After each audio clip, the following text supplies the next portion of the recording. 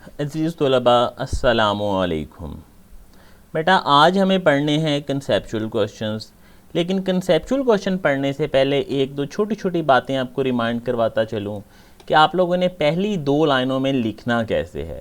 बेटा सबसे पहले लाइन में तो आपने लिखना है इस तरह से अपना रोल नंबर 10G1 या B1। बेटा 10 सभी ने लिखना है, G for girls and B for boys. 1 की जगह आप अपना रोल नंबर लिखेंगे, 1 लिखेगा, रोल नंबर 2 जो है वो 2 लिखेगा, 3 वाला 3 लिखेगा। इस लाइन के बिल्कुल सामने आपने अपना नेम लिख देना है। से आपका नेम असलम है तो आपने लिख दिया असलम। अब आते हैं सेकंड लाइन में। सेकंड लाइन में आप लिखेंगे बेटा अपनी क्लास, आप यूं लिखेंगे क्लास 10, या तो आप यहाँ पे लिखेंगे गर्ल्स या आप लिखेंगे बॉयज़। फिर बेटा उसके सामने आप लिखेंगे सब्जेक्ट, जो भी सब्जेक्ट है, फिज़िक्स है, और उसके बाद ब्रैकेट में आप लिखेंगे लेक्चर नंबर है तो लेक्चर लिखते हैं, टॉपिक है तो टॉपिक लिखते हैं। अगर कुछ भी नहीं उस लेक्चर के बारे में टीचर ने बताया तो सिर्फ सब्जेक्ट लिखते हैं या डेट लिखते हैं। बात क्लियर होगी। पहली दो लाइनों को बेटा आपने एज़ पर इंस्ट्रक्शन लिखना है। उसके बाद ये तो काम आपने हर रोज़ की असाइनमेंट के टॉप पे करना है ना। हर रोज़ की असाइनमेंट के ऊपर वाली पहली दो लाइनें ऐसे ही लिखेंगे ताकि टीचर्स को पता चले कि किस बच्चे की है। फिर बेटा जब आप एकेडमी में जमा करवाने आएंगे तो हर सब्जेक्ट की अलग अलग पिनअप करेंगे, हर सब्जेक्ट की अलग अलग। इस्लामियात की अलग पिन करेंगे, पाक स्टडीज़ की अलग, केमिस्ट्री अलग, बायो अलग। यानी एक टीचर की इकट्ठी करने की ज़रूरत नहीं है। और हर असाइनमेंट के टॉप पे टीचर का नाम उर्दू में आप लाजमी लिख देंगे, यानी असाइनमेंट के बिल्कुल पहले सफ़े के टॉप पे, ताकि वहाँ पे जो भी मुलाज़िम वगैरह होते हैं वो आसानी से सेग्रीगेट कर लें कि ये किस टीचर को भेजनी है। तो उम्मीद है कि आप लोग आइंदा से इन बातों का ख्याल रखेंगे। तो आज बेटा हम पढ़ने जा रहे हैं कंसेप्चुअल क्वेश्चंस। कंसेप्चुअल क्वेश्चन में पहला सवाल है, if the length of simple pendulum double what the change in time period. अगर सिंपल पेंडुलम की लंबाई को 2 गुना कर दें तो टाइम पीरियड में क्या तब्दीली आएगी। तो बेटा सबसे पहले टाइम पीरियड का फार्मूला लिखें। इफ़ लेंथ इज़ डबल, किसी भी चीज़ को हम डबल कैसे करेंगे, मल्टीप्लाई बाय 2। तो एल को बेटा हमने मल्टीप्लाई बाय 2 किया और ये हो गया 2L। अच्छा ये जो टाइम पीरियड है इसका नाम हमने TN रख दिया, नया टाइम पीरियड कोई दूसरा आ गया।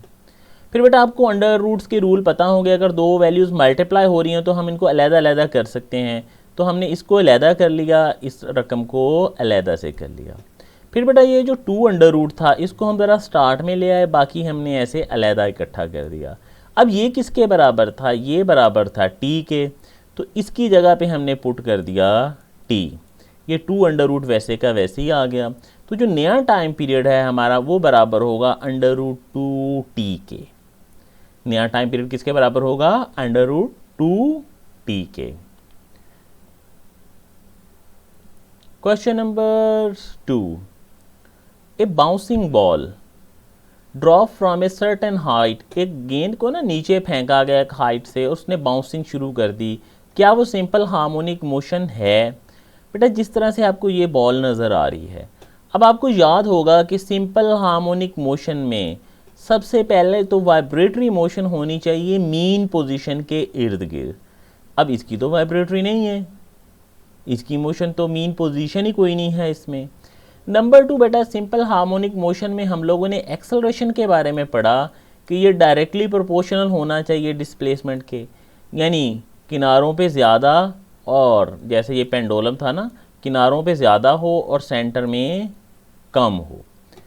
अब ये जो फ्रीली फॉलिंग बॉडीज़ होते हैं जैसे बॉल की तरह, इनका एक्सेलरेशन या फोर्स किसके बराबर होती है। बेटा इनकी फोर्स बराबर होती है F बराबर है W, W बराबर mg। 9th में आपको याद होगा हमने पढ़ा था कि फ्रीली फॉलिंग बॉडीज़ जो है वो एक एक्सेलरेशन से मूव करते हैं जिसको हम कहते हैं ग्रेविटेशनल एक्सेलरेशन। तो ग्रेविटेशनल एक्सेलरेशन की वैल्यू चेंज नहीं होती बल्कि कांस्टेंट रहती है, जबकि सिंपल हार्मोनिक मोशन में चेंज होनी चाहिए, acceleration directly proportional to the displacement from mean position होना चाहिए।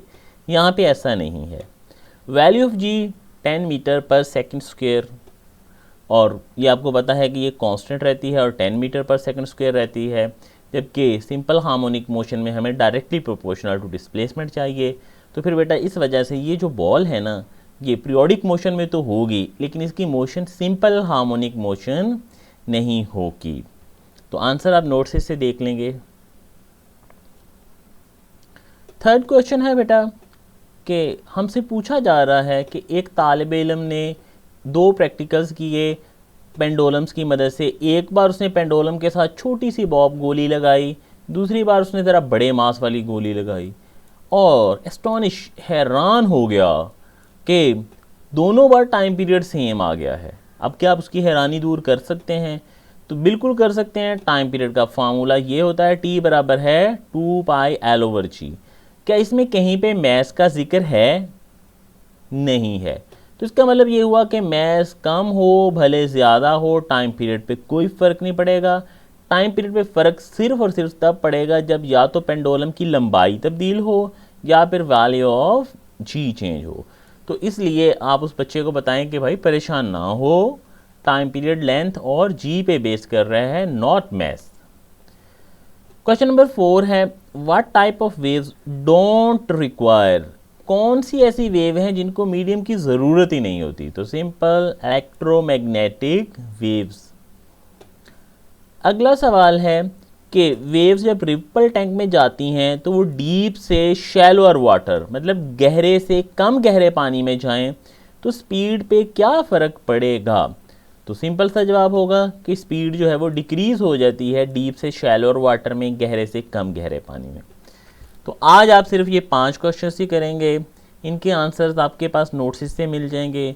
नोट्स आपको कहा था मार्केट से ले सकते हैं, वैसे मैंने आपको व्हाट्सएप भी कर दिए थे, अगर किसी के पास ना हो तो वो दोबारा ले लें, और इनके आंसर्स आप नोट्स से याद करके प्रिपेयर करके सेंड कर दीजिएगा। अल्लाह हाफिज़, अपना ख्याल रखिएगा।